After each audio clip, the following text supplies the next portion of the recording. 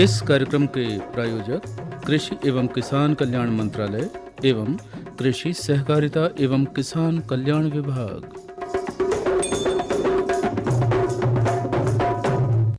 बलदाऊ और कान्हा के संग आया भादो मास।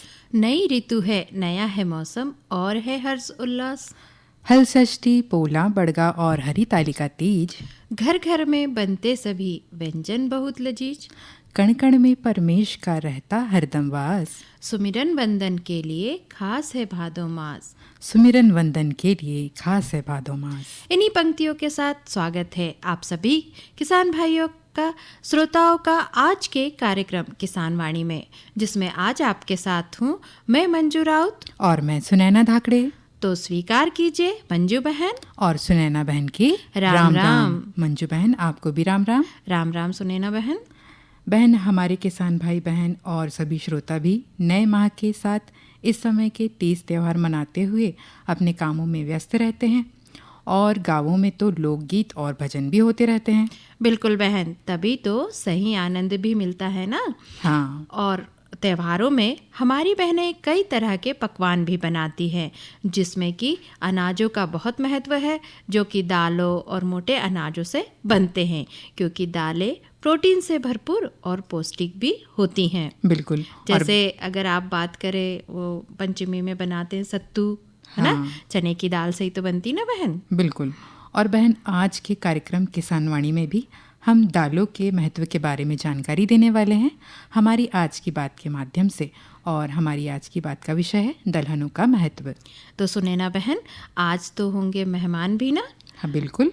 तो हम आज मेहमान क्रम में ग्राम पलानी, पोस्ट बाका, तहसील हर्रई के युवा किसान द्वारका प्रसाद जी से भेंट जो हमारे शिव भैया ने की है, जिन्होंने कुटकी और धनिया की खेती पर इनसे बातचीत की है। और यही बातचीत हम मेहमान क्रम में सुनवाएंगे। बिल्कुल बहन। और साथ ही होंगे महत्वपूर्ण संदेश भी और आपका मनोरंजन भी होगा, जिसमें आपको सुनवाएंगे मधुर मधुर लोकगीत और भजन भी। तो बहन चलिए जल्दी से बता दीजिए कि कौन सा लोकगीत आप सबसे पहले हमारे श्रोताओं और किसान भाइयों को किसान वाणी की शुरुआत में सुनवा रही हैं। तो बहन, हम सुनवाते हैं उर्मिला पांडे की आवाज में ये देवी गीत। चलिए सुनते हैं।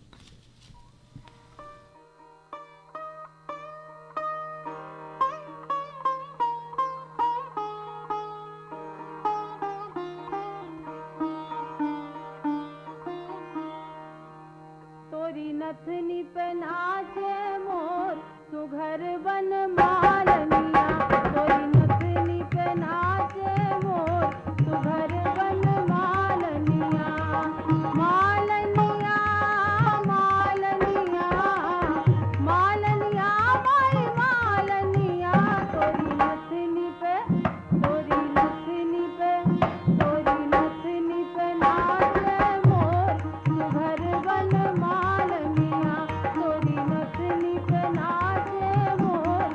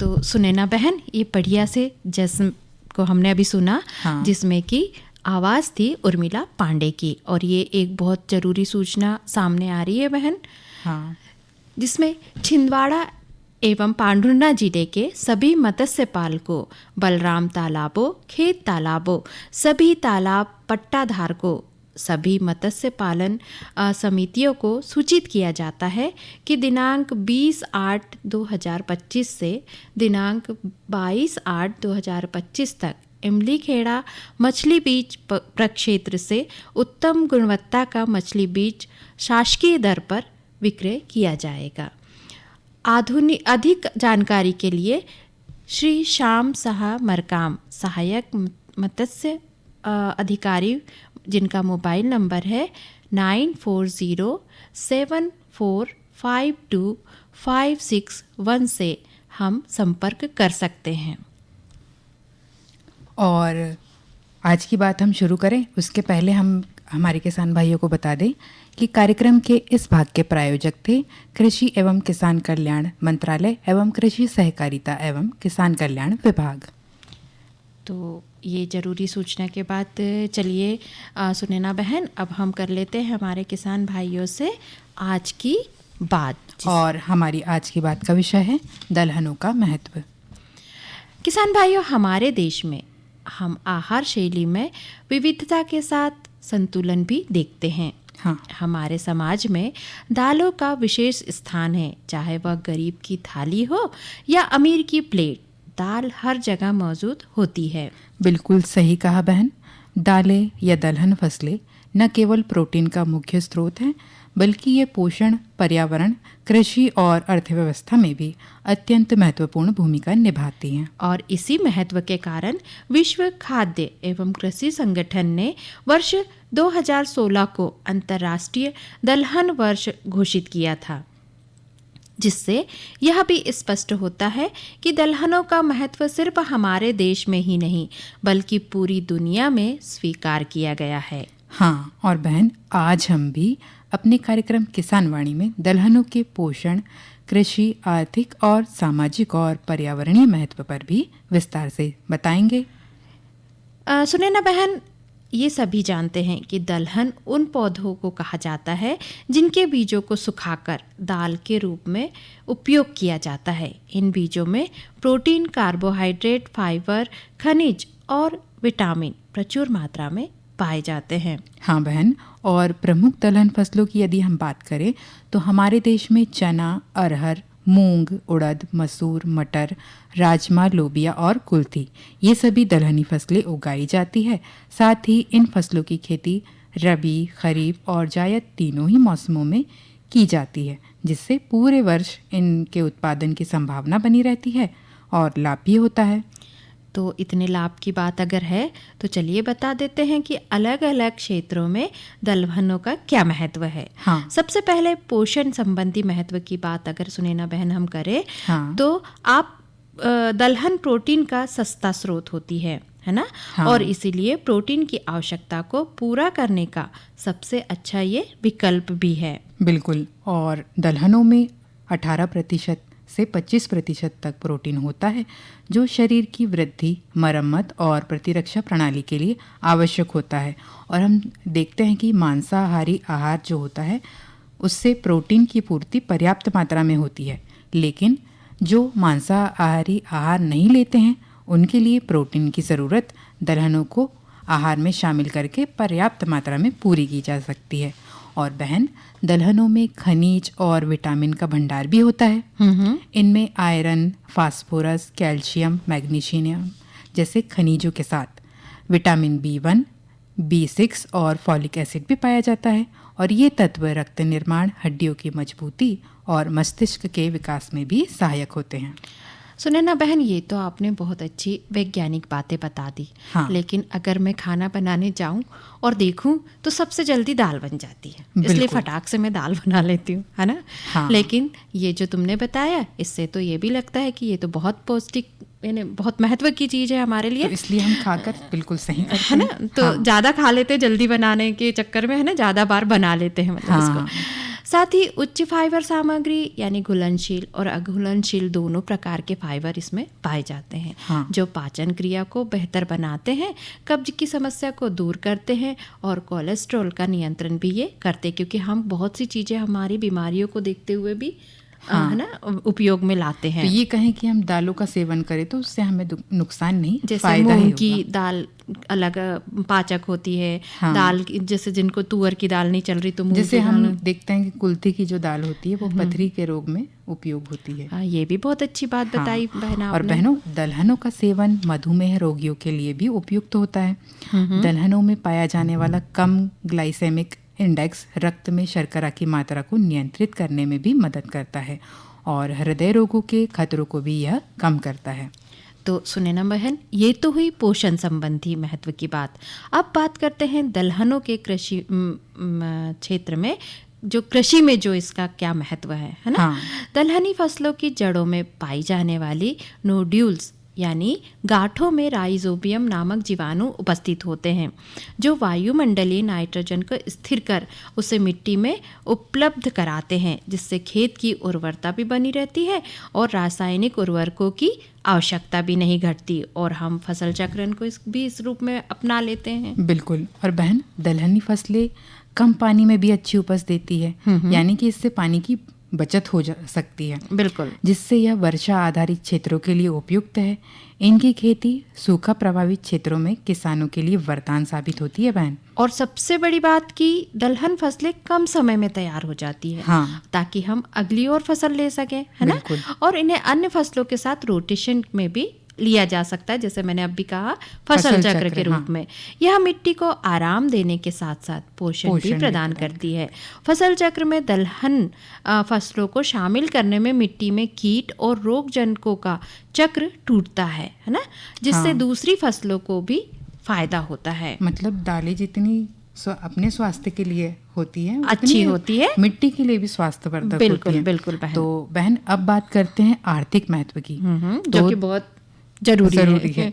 तो दलहन फसलों की खेती में लागत कम होती है और बाजार में इनकी मांग भी अधिक होती है। इससे किसानों को बेहतर लाभ मिलता है, और खासकर छोटे और सीमांत किसानों को। साथ ही यदि दलहनों का उत्पादन बढ़ाया जाए तो दलहनों का निर्यात करके लाभ कमाया जा सकता है, और इसे दूसरे देश में निर्यात करके विदेशी मुद्रा भी अर्जित की जा सकती है। और सुने ना बहन, दलहनों का दाल मिलों में प्रसंस्करण, जो कि अब जैसे आधुनिक पद्धतियाँ अपनाई जाए, तो उसमें पैकेजिंग, है ना, और रोजगार के विकास के नए अवसर उत्पन्न करता है। इससे ग्रामीण क्षेत्रों में लघु उद्योगों को भी बढ़ावा मिलता है। जैसे ये सारी चीजें होने लगती है तो हमें मजदूरों की आवश्यकता होती है। दालों से ही तो बड़ी और पापड़ वगैरह भी बनते हैं। हाँ, तो ये भी एक लघु उद्योग हमारे, है ना, शुरू है। उसी से लाभ भी मिल जाता है। और मुझे ऐसा लगता है कि स्व सहायता समूह की सहायता से अभी हमारे ग्रामीण बहनें जो हैं इसे कर भी रही हैं। हाँ, बिल्कुल। और बहन, दलहन उत्पादन को बढ़ावा देने के लिए कई योजनाएं भी शुरू की गई हैं, जैसे राष्ट्रीय खाद्य सुरक्षा मिशन, प्रधानमंत्री कृषि सिंचाई योजना, मूल्यवर्धन योजना, बीज मिनीकिट वितरण योजना, किसान क्रेडिट कार्ड कार्य योजना। और इन सभी योजनाओं का लाभ भी हम दलहन के उत्पादन हमारे में कर सकते किसान हैं। भाई लेकर और कृषि केंद्र से इसका जानकारी प्राप्त करके और ले सकते हैं। दलहनों के उत्पाद से उन्नत बीजों का विकास, जैविक दालों की अंतर्राष्ट्रीय मांग को भी पूरा करने के साथ जो है फसल विविधता में विस्तार का काम किया जा सकता है। क्या होता है, कई बार सुने ना बहन, कि हमारे किसान भाई छोटे रूप में अगर उत्पादन ले रहे हैं, हाँ, तो वो इतना लाभ नहीं कमा पाते, लेकिन अगर उन्नत तरीके से खेती करके और अगर बाहर के अंतर्राष्ट्रीय बाजार का भी वो बहुत अच्छे से लाभ ले सकते हैं। साथ ही अगर उत्पादन में स्थायित्व की कमी को पूरा करें तो रोग व कीटों के प्रकोप को वो नियंत्रित करके भी दलहनी फसलों में अच्छा उत्पादन हमारे किसान साथ ही वो तकनीकी, जो अभी नई तकनीकें चल रही हैं, उसका भी उपयोग करके वो लाभ कमा सकते हैं। और बहन, हम आशा करते हैं कि हमारे किसान भाई दलहन उत्पादन को प्राथमिकता देकर आधुनिक तकनीकों का समावेश करके और सरकार की योजनाओं का लाभ उठाकर एक संतुलित और टिकाऊ कृषि प्रणाली की ओर अग्रसर होंगे और स्वास्थ्य और आर्थिक लाभ भी जरूर लेंगे। क्योंकि हमारा तो उद्देश्य ये होता है इन सारी बातों को लाने का, इन सारी जानकारियों को लाने का हमारा उद्देश्य यही होता है कि हमारे किसान भाई भी जागरूक हो। हाँ। इसी के साथ ही दलहनों का महत्व, इस विषय पर हुई हमारी आज की बात को हम देते हैं यहीं पर विराम।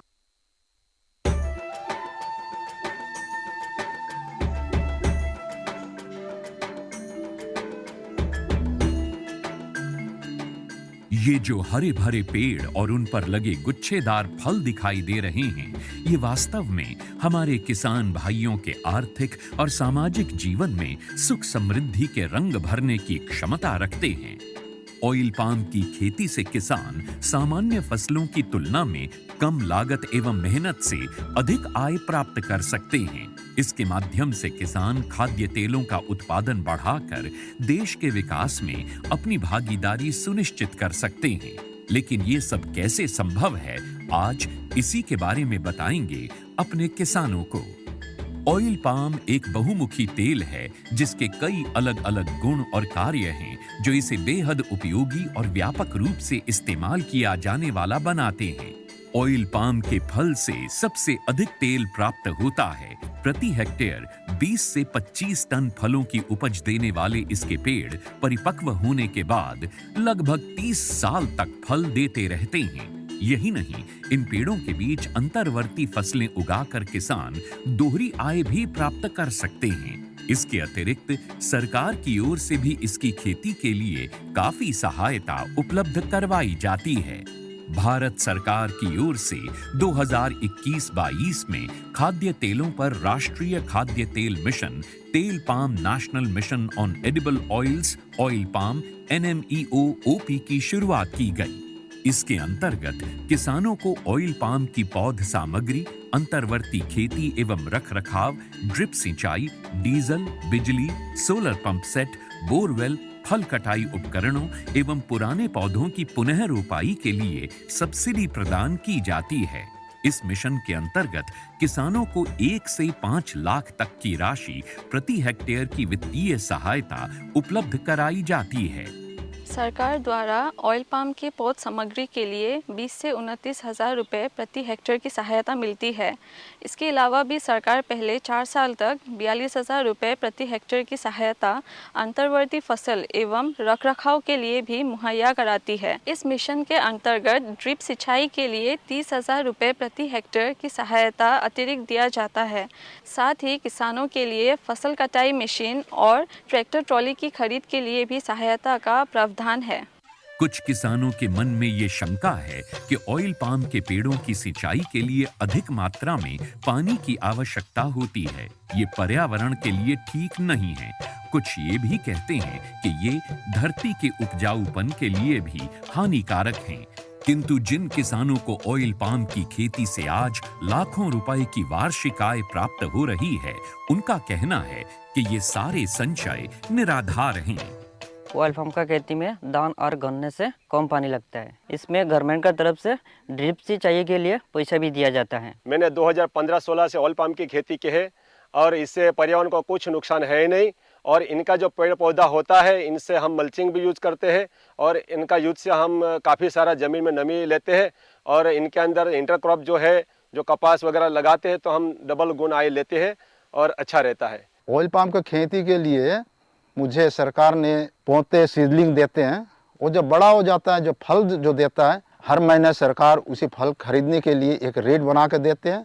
वही रेट पे कंपनी खरीद लेते हैं। मैं काट के इकट्ठा कर देता हूँ, कंपनी उठा के लिए जाते हैं। ऑयल पाम के लिए सरकार उत्पादों की तत्काल खरीद करती है। साथ ही सरकार एक वायबिलिटी मूल्य भी घोषित करती है, ताकि यदि भाव अचानक गिर जाए तो उस अंतर का भुगतान सरकार किसानों को करती है। सच तो ये है कि ऑयल पाम की खेती हमारे किसानों को और अधिक समृद्ध और ग्रामीण अर्थव्यवस्था को और अधिक सशक्त बना रही है। आप भी इसकी खेती और सरकारी सहायता का लाभ उठाएं और अपनी आर्थिक स्थिति को बेहतर बनाएं।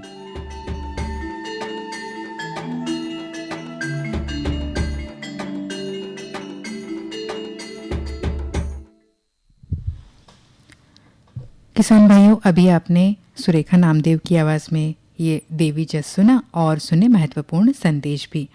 और मंजू बहन, अब वक्त है आज के मेहमान क्रम से जुड़ने का।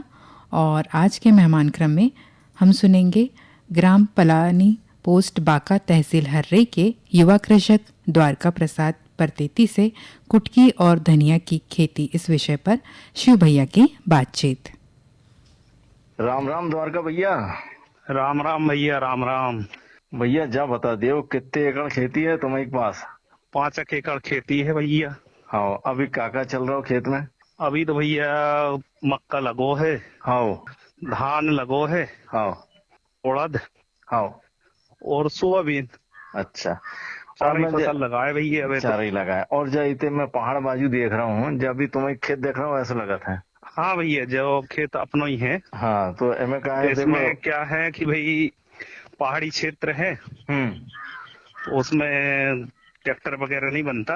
हाँ हाँ, बखरों से ही काम होता है। नहीं नहीं, वो तो है, सही का है। बखरों से जुताई करके बखर है, हल है। और ऐसा देखा था कि ये दो प्लाट देख रहे हैं, 2 बाजू का है फसल, बोने की तैयारी चल रही क्या कछु? हाँ भैया, उसमें भी क्या है, उसकी भी तैयारी चल रही है। अच्छा, उसमें भी दूसरी वस्तु बोएंगे, धाना वगैरह बोएंगे। अच्छा, धना। और एक बाजू का बोन की तैयारी चल रही? भैया अभी ये रक्षाबंधन हो ही गया है। हाँ, होगा रक्षाबंधन। अब वो रक्षाबंधन के बाद में कुट की बुआई होगी। अच्छा, ऐसा है, कुटकी हाँ। बोन की तैयारी लगा है। बिल्कुल बिल्कुल भैया, सही कह भैया, मोटे अनाज तो खाने ही पड़े, अपन गांव के हैं। बिल्कुल भैया, खाने पड़े ही कहा से कि उसमें ही अच्छा जीवन यापन होता है। ऐसा दिखात है कि जैसे पानी खूब गिरो रात तो भैया मक्का भी सबसे बैठ गया ज्यादा इतनो गिरो है हाँ कि क्या बताए, धुआंधार। हाँ, धुआंधार, सही कहा, मूसलाधार जिसे कहा जाता है। अच्छा, हाँ, और फसल भी बैठ गई है कहीं कहीं, देखो ना अभी भैया पानी ज्यादा होने के कारण पिचक गई है जगह, तो फसल बैठेगा वो जरा। तो ऐसा दिखात है कि तुम जब पुटकी बो तो हमें खूब आमदनी कमाओ लगा था भैया। अब ये रक्षाबंधन हो ही गई है, उसमें क्या है कुटकी बोने ही पड़े थे। अच्छा, जब बताओ हमारे किसान भैया बहनन के कि कुटकी बोन के लाने का तैयारी करने पड़ा था? भैया सबसे पहले है तो उसको कुटकी बोने के लिए हल है, बखर है, इससे जुताई करना पड़ता है। कम से कम 2-3 जुताई करने के बाद में इसे कुटकी को बोया जाता है। और इसमें खाद कौन कौन सी डालने पड़ा था? भैया गोबर खाद का भी उपयोग किया जाता है, और कभी कभी यूरिया मिल गई। अच्छा, तो वो को भी उपयोग करे था भैया। ऐसा है। अच्छा, इसमें जैसे कितनी कुटकी बोन की तैयारी लग रही है? भैया इसमें तो लगभग 5 एकड़ बोने की तैयारी चल रही है भैया। अच्छा, 5 एकड़। तो बीज घर ही को आतो का फिर उतस लेके आए सोसाइटी से? भैया कुछ बीज तो घर ही को थे। अच्छा, जिसमें बचा लिया गया था बोने के लिए। तो उसमें क्या है, बोने के लिए कि ऐसा किया जाता है कि भाई 3 फीट की दूरी में जो होती है, उसमें ये पत्तल डाल दिया जाता है। अच्छा, डगार किसी के छोटे छोटे, और उसको एक टुकनी रहता है बोने का, बोने की टुकनी कहा जाता है भैया। अच्छा, गांव में बोने की टुकनी कहते हैं। हाँ, बोने की टुकनी रहती है वो। तो उसमें बोया जाता है, छर्रा फेंकते हैं। फेंकने के बाद में जब फसल उग जाती है, अच्छी ले आ जाती है, तो फिर हम गोबर का उपयोग करते हैं भैया, या तो फिर थोड़ी बहुत यूरिया का उपयोग कर देते हैं जिससे अच्छी पैदावार हो। अच्छा, जैसे तुमने कहा कि 4 से 5 करोड़ पौधे हो, तो उसके बाद उसको उत्पादन कितना हो जाते हैं? लगभग भैया वो 6-7 क्विंटल हो जाता है भैया। अच्छा, मतलब काफी 6-7 क्विंटल, बड़ा अच्छा है। अच्छा, जा एक और बता दे हैं कि जैसे कि हाँ भैया, दूसरा प्लाट जो खाली है में भी कछु बोन वाले हैं, तो हमें हाँ भैया उसमें बिल्कुल तैयारी चल रही भी है वो प्लाट में। उसमें 8-10 केजी जो धनिया है। अभी क्या है कि जन्माष्टमी हो गई कृष्ण, तो उसके 1-2 दिन बाद अपनी धनिया की बुआई हो जाती है। अच्छा। और फिर उससे बोने से अच्छे टाइम निकल जाती है वो। ऐसा है। अच्छा, धनिया कितनी बोन की तैयारी चल रही है भैया? 5 से 10 केजी। अच्छा, 5 से 10 केजी। और कितना उत्पादन हो जाएगा धनिया को? वो लगभग भैया उसका उत्पादन की अगर मंडी रेट अच्छा मिलेगा, हाँ, वही 60-70 हजार रुपया का आमदनी हो जाएगी भैया। मक्का से ज्यादा उत्पादन होगा उसका। द्वारका भैया, तुमने तो धना की बात तो बता दे और बड़ा अच्छा उत्पादन भी होता है, जब भी बता दे तो जब बता दे मंडी में कहाँ ले जाते हो? क्या है कि गावन जो आते हैं ढूंढते हुए, हाँ, धनिया ले जाने वाले, वो यहीं से मजदूर लगा के और इकट्ठा करके उखाड़ के और यहीं से उन लोग मंडी में ले जा लेते हैं भैया। अच्छा, ऐसी बात है। हाँ। अच्छा, चलत एक और हमारे किसान भैया बहनन के क्या कहना चाह रहे हो? किसान भाइयों को यही कहना चाह रहे हैं, भादों की छठ चांदनी जो अनुराधा होए, उबड़ खाबड़ बोधे अन्न अंधेरा होए। अच्छा, जब बात तो तुमने बता दे, पर हमारे किसान भैया बहनन के जा तो बता दे कि वो अर्थ का होते हैं। सर, भादों की उज्याली रात की 6वीं तिथि को अनुराधा नक्षत्र पड़त है। हाँ। तो उबड़ खाबड़ जमीन में, हाँ, जा तो दिखाई रही, तुम तो कुटकी तो बोए है वो में और धना भी बोने वाले हैं। हाँ भैया, और उस दिन अन्न बो देने से बहुत ज्यादा पैदावार होती है भैया। हाँ। और जा तो ऐसे का अपन गांव तो चला जा रहे, पर ऐसे का ढोल बाजा भी बज रहा है। हाँ भैया, क्या है कि रक्षाबंधन, पंचमी, होली, इसमें गांव में क्या है कि भाई सेला डांस करते हैं। अच्छा। तो उसमें ढोल नगाड़ों से नाचते हैं। सही कहे भैया, सही कहे। गांव का आनंद लेते हैं। तो द्वारका भैया, आपने हमारे आकाशवाणी केंद्र को इतना बहुत अमूल्य समय दिया, इसके लिए बहुत बहुत धन्यवाद। राम राम। राम राम भैया, राम राम।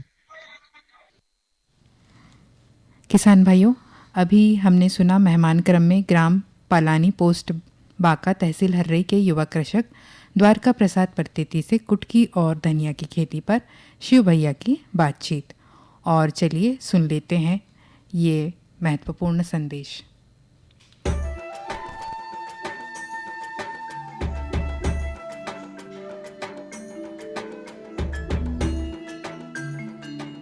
मैंने 2015-16 से ऑयल पाम की खेती की है और इससे पर्यावरण को कुछ नुकसान है ही नहीं। और इनका जो पेड़ पौधा होता है, इनसे हम मल्चिंग भी यूज करते हैं और इनका यूज से हम काफ़ी सारा ज़मीन में नमी लेते हैं। और इनके अंदर इंटरक्रॉप जो है, जो कपास वगैरह लगाते हैं, तो हम डबल गुण आय लेते हैं और अच्छा रहता है। ऑयल पाम का खेती में दान और गन्ने से कम पानी लगता है। इसमें गवर्नमेंट का तरफ से ड्रिप सिंचाई के लिए पैसा भी दिया जाता है। ऑयल पाम की खेती के लिए मुझे सरकार ने पौधे सीडलिंग देते हैं। वो जब बड़ा हो जाता है, जो फल जो देता है, हर महीने सरकार उसी फल खरीदने के लिए एक रेट बना के देते हैं। वही रेट पे कंपनी खरीद लेते हैं। मैं काट के इकट्ठा कर देता हूँ, कंपनी उठा के लिए जाते हैं।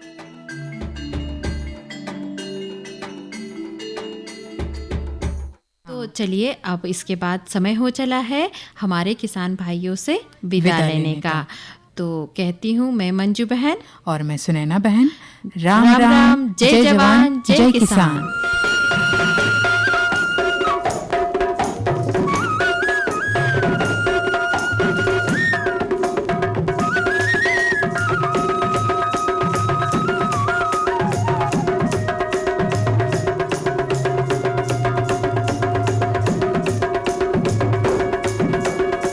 इस कार्यक्रम के प्रायोजक कृषि एवं किसान कल्याण मंत्रालय एवं कृषि सहकारिता एवं किसान कल्याण विभाग।